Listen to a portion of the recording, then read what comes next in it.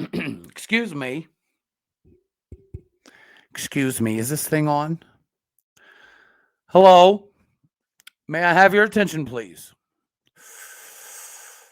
Today we have a Bedlam basketball that is so important, it's an instantaneous bracketology buster for somebody inside that broken down baby back Bush League thingy-mabobby they call the Loyd Noble Bowl, plus a little baseball, updated schedule update, officially unofficial special surprise signature signing class for this 2023 season with so many S's right there.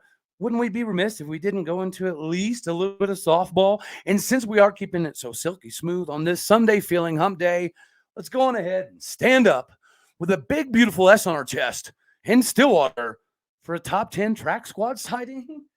I'm sorry for this unsophisticated, self-soothing soliloquy. So let's just go on ahead and let the song drop in and bring us home. You are Locked On Oklahoma State, your daily podcast on the Oklahoma State Cowboys, part of the Locked On Podcast Network, your team every day.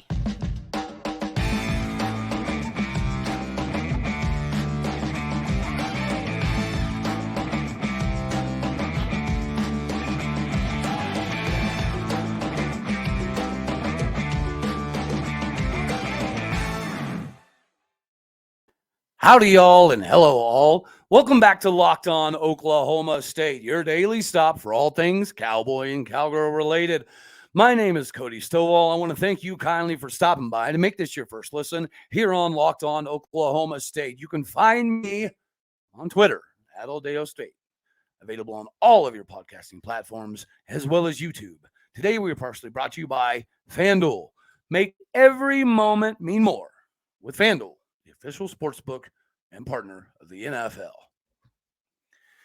So yeah, if you notice by the soliloquy, there's a lot to cover. So much so that it could be a two-show Tuesday, but not really though, because it's not Tuesday. It's a Wednesday, but it's an odd-feeling Wednesday with so much information out there right now to kind of pick and choose from.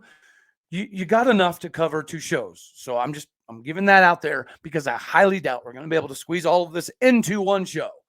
But let's go ahead and kick everything off with, you know what it is, Bedlam basketball. But not only is it a Bedlam basketball, right? But this has now kind of grown a little bit more into something beyond that. More than just your regular round two of Bedlam. Yes, it is in Norman, Oklahoma. But with the icy road conditions and everything, although they are doing the free tickets, I would typically encourage everybody in Orange that can physically possibly get there. But with the roads being as treacherous as they may end up, in fact being, don't risk it if you don't have to. If you don't think it's safe, don't do it, because our objective needs to remain on filling up Gallagher-Iba Arena, especially here in the next few games, because we have some massive potential recruits and commitments that will be on hand. So these next few games are crucial in Gallagher-Iba Arena. So when it comes to whatever happens inside Loyd Noble, as far as attendance, it is what it is. The weather does strike up every now and again. But as we roll into this game, right, everybody knows OU is off of a demolishing of the number 2 team America when they destroyed Alabama. So not only is OU riding high, but they're going to be out for a little bit of blood because we just beat them in Stillwater last week. And I think when you look at it from the bracketology side of things, it is very fair to have us in that first 4 in and out type of range. So basically, the winner of today, according to bracketology, has us going into the dance. So the winner of today is obviously massively beneficial because it does catapult you into that category. We all know that it is very plausible, it's possible, not plausible, but it's very possible that all 10 teams in the Big 12 could and should get into the dance, but it's probably not going to happen. So you could realistically think that at least 8. 8's a shoo-in, right? Again, we can get 8 teams into the tournament, into the dance on pilot mode. It's the 9th team that you really kind of wonder about. And again, we highly doubt that 10 is going to get in. So whether you look at it from a wins and losses standpoint, I would say inside the conference, 8, 9 wins, right? 9 wins probably is that barometer that guarantees you a spot, which will kind of end up in that 7th-ish range. So it'll definitely shake itself out. So it's not like the loser of this game is just completely out of the picture with nothing to play for. It's still the Big 12. There's still a lot of crazy stuff that is going to take place. But you really would like to take care of this one because, again, if you can win the ones at home and we can keep filling up Gallagher-Iba like we have been recently with 10, 11,000 plus in the stands, then we're going to be able to capitalize occasionally on these road wins. And what better to get one inside in Loyd Noble, right? You're playing your rival in Norman, in what may be a raucous crowd, but also may not be much of a crowd at all. It's going to be kind of, hit or miss, contingent upon, yes, the weather. But this is a bigger Bedlam basketball than before, right? Before now. The big question I have is, are we going to be able to control the glass? If we're able to do that, then realistically speaking, our defense should take care of the rest. If we can shoot like we did, in our loss to Texas, but also play defense like we have 95% of the season, this should be a W. It doesn't matter where the game is. And realistically, them coming off of this big win over number 2 Alabama, it could be huge. It could be huge for us, right? Because it's going to do nothing but help in the statistics that equal you getting into the tournament. Caleb Asbury is somebody that he's kind of coming on recently, not necessarily in the points department, but you can see him making his presence felt in a lot of areas, especially on defense. John Michael Wright has, come into his own recently as more of that true point guard type of role. Everybody knows Bryce Thompson can get hot, and when he gets hot, it's a dangerous proposition for anybody to face. Avery Anderson, he's been playing well of late, even with that injury. Woody Newton's coming on big. Musa Cisse's health is still a little bit questionable, but in his absence and with him on the floor in the limited minutes he's been there, Caleb Boone has been a monster. So if everybody just continues to play as is, this should be a win. And it really needs to be, right? It's not to say that it's inexcusable to lose this game by any stretch of the imagination. But realistically, this is one we really need to kind of catapult us moving forward in the Big 12 Conference. And you guys already know, before we jump ahead, I do have to let everybody know about FanDuel. This year, the only app you're going to need for the Super Bowl party is FanDuel. It's America's #1 sports book. As you all know, we're very, very excited with our new sports betting partner. For Locked On, this is going to make this thing really work well for both parties because they're #1 in the sports book arena, and we're we're the next one in line. We're coming up, biting on everybody's heels. So with FanDuel, everything's better. You can download FanDuel right now and use your Super Bowl 57 no sweat first bet. You will get up to $3,000 back in a bonus bet if your first bet doesn't win. FanDuel lets you bet on everything from money line to point spread, who will score the next touchdown. The FanDuel Sportsbook app is safe, secure, and super easy to use. Best of all, you can get paid on your winnings instantly. So what you need to do is head on down right now and get yourself kind of acclimated with what FanDuel can do for you, because it realistically is going to be the best avenue for you.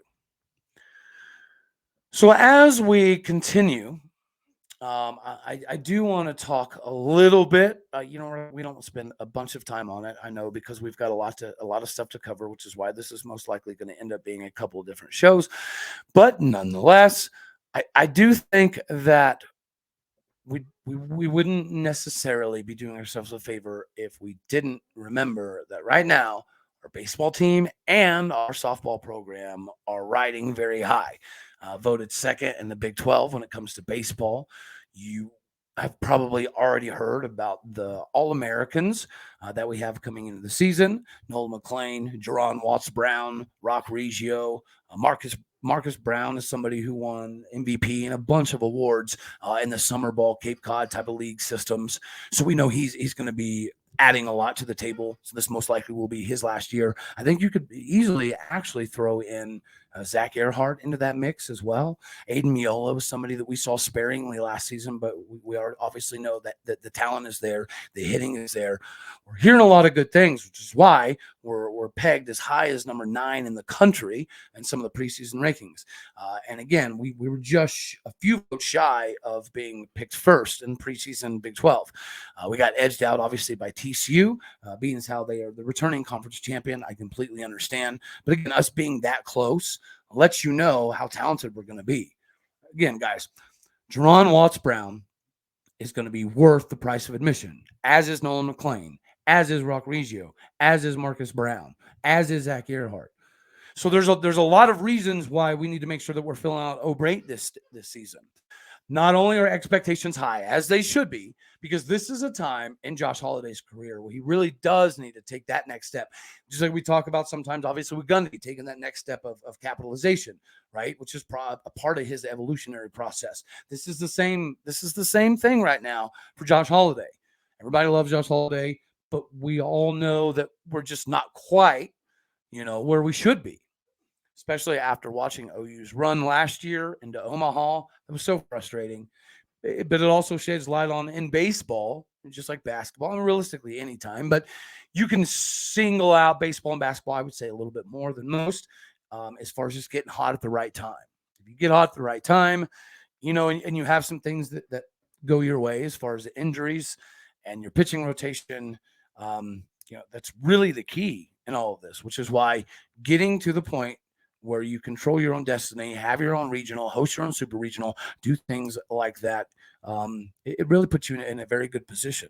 So I definitely think that is beyond fair to have us where we are. I do think that Zach Earhart, Marcus Brown maybe aren't getting enough love. But yeah, I get it. I get why TCU is pegged number 1. And I can't say that I'm mad about it, right? Because it does make sense. Now, as far as the signing class, we have a lot to cover on the signing class, which is why I thought this would end up being 2 videos, and I can tell by timing, it definitely is going to be that. So if we're already here on baseball, we might as well go ahead and segue right into softball. Softball is even better, guys. Softball, we're preseason ranked number 3 in the country, unanimously, all over the place, right? No matter where you look, that is where we line up. And we know some of the talent we have coming back, i.e. Kelly Maxwell, right? And it's funny, when Carrie Eberly was here and we were even kind of going through some of the rotational stuff last year, Kelly Maxwell was the number 2 option behind Carrie Eberly previously, and then last year as well, even though we got the big-time Texas transfer, and she ended up being everything we could have asked for and some. We're now pegged even better. Number 3 in America is our preseason ranking. I cannot get over the fact that Coach Kenny Gajewski has taken us as far as he has, as fast as he has. So not only did we return 6 starters, including some of the All-Americans, like we just mentioned, Kelly Maxwell, Caitlin Carlisle is a young one with a lot of speed that can use her bat in a multitude of ways. I think last year, somebody like a Brianna Davis, had a unique swing, had a unique style, but I would say Caitlin Carlisle is a lot more adaptable. And as we saw last year, we won the Big 12 title, and the Goliath of softball is in our own backyard. So whenever you're looking at the queens of softball right now, you're talking about OU, UCLA, OSU, Arizona. And then you could have some movers and shakers obviously behind there. But it's so much fun to realize how far we've come and to know that we also have these high expectations now in a sport that at least most of my time growing up, it wasn't really something we talked about. And again, even though we know we've got people coming back like Kelly Maxwell and Kylie Naomi and Caitlin Carlisle, it's going to be interesting to see how the pitching rotation works out, because we got a big time transfer from Alabama. Her name escapes me at the very moment, but she was huge, a massive addition. And then even last year, we had some times we were, trying to work Tatum Clopton in, and I know we're very high on her as well. So this very well should be the deepest pitching rotation we've ever had. Softball is a little bit different. Obviously, you have a starting softball pitcher that'll pitch for innings and innings and innings and innings on end, which is a good thing. But to have depth at that position, it's rare. Like, there's only a few teams in college softball that legitimately go 3-4 deep as a pitching rotation. A lot of places have one or two girls. So are we going to be a lot like everybody else, which is fine. We've proven, multiple teams have proven, you can make it to the College World Series with just one or two pitchers. You can do that. But clearly, the more you have, it allows you to do more situational baseball or softball, mind you. So the position we're in from a baseball perspective and a softball perspective puts us in a pretty unique spot, I think, in my opinion. Like, whenever you think about it, it makes too much sense for us to both have the expectation of a Big 12 title. I do understand, OU and softball makes that proposition a little bit more difficult, but it's there. And how cool would that be to have a Bedlam softball Big 12 title and then a Bedlam softball, Final Four type thing? Not only is it possible, but I would say that one would be plausible. Another thing that you should make plausible right now is getting yourself hooked up on some Built Bar. Yes, if you're looking for a delicious treat, you don't really want all the fat and all the calories, you got to try Built Bar. Even though we all just got through the holidays, regardless of what your New Year's resolutions are, it's going to be, it's going to behoove you to have a protein bar that actually tastes like a candy bar, because it has 100% real chocolate all over the outside. It's covered in it. It's drenched in the real chocolate. And they have unbelievable flavors like churro, peanut butter brownie, coconut almond. You do yourself a favor and run to Walmart today. Walk to the pharmacy section and grab yourself a box of Built Bars. You can grab yourself a 4-bar box right now. Or if you're closer to Sam's Club, you can grab a 13-bar box and hit all of the flavors. As I'd mentioned, brownie batter, churro, cookies and cream, double chocolate, coconut puffs. You can thank me later, because the deliciousness, it goes on. So do yourself a favor, get yourself hooked up with some Built Bar. This whole idea, right, of building the athletic village was all encompassing, right? That was the entire function from the get-go. How respectable and capable everybody was going to be was obviously, a question. We now have an emphatic answer. All the way across the board, we are improving not only facilities, but whenever you improve the facilities and you do spend more time and you spend more effort and you spend more resources on the facilities, you hope that it equals something. Traditionally, the equal there would be talent. And right now, we have it all over the campus. Guys, track and field is ranked. Men's track is number 9 in America. Women's team cracked the top 15 as well. We finished 0.02 seconds away from the national championship and men's cross country. Women's cross country finished 4th in America. We know our cross country squads are always good. We've won several national championships in cross country. But track was an afterthought forever, right? Track was an afterthought for a long time. And I really, I don't recall seeing a big investment and uptick until we got Tyreek Hill. Once we got Tyreek Hill, the track and field side of things really started taking effect, and recruiting got significantly better. And I even, notice when we're having some of the top recruits come to Stillwater for track, not football, and they're also fast, right? Not cross country, and they can also run a little bit of shorter distance. Actual track dudes are getting recruited to run track and come to Oklahoma State University and be not only productive, but beyond competitive. And it's working. Like, kudos to Dave Smith. Obviously, all the facility and upgrades and everything are beneficial.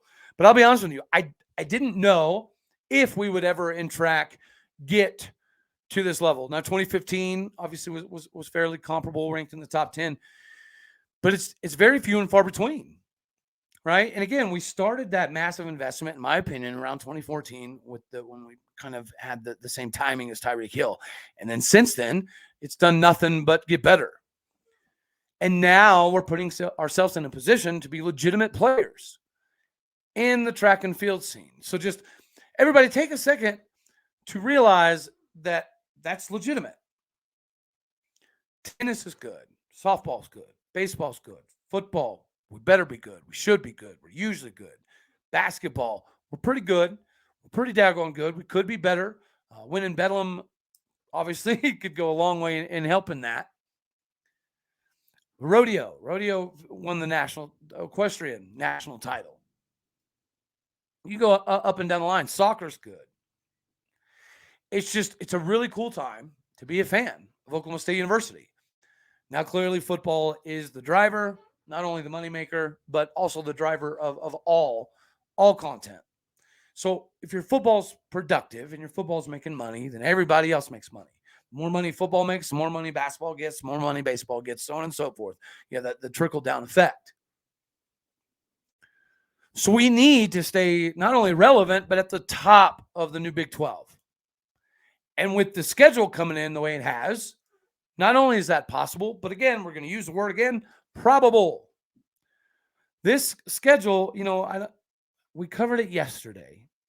And now that you've had, 133,000 other people dive in and cover it as they should, I think it's something to take into context. I did want to clear a couple things up from the show yesterday because I had a few messages.